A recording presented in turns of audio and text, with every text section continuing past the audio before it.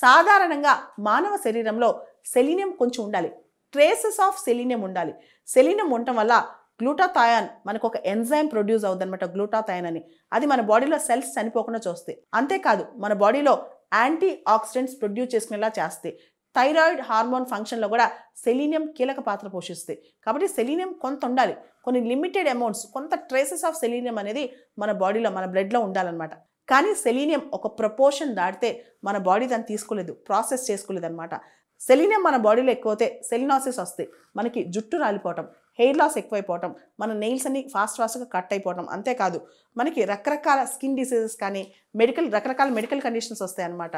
కాబట్టి సెలీనియం మన బాడీలో ఎంతవరకు ఉండాలో అంతవరకే ఉండాలి. అదొక వైటల్ మినరల్ అనమాట. అది దాటితే మాత్రం మనం చాలా ఇబ్బంది పడతాం.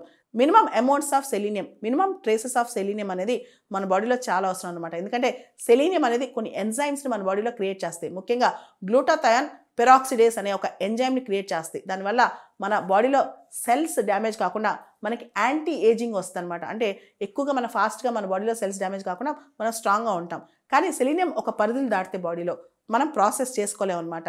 దానివల్ల మన మొత్తం బాడీ సిస్టమ్ డిస్టర్బ్ అవుద్ది. అంతేకాదు మనకున్న హెయిర్ ఫాలికల్స్ వీకెన్ అయిపోయి హెయిర్ విపరీతంగా రాలిపోద్ది అనమాట.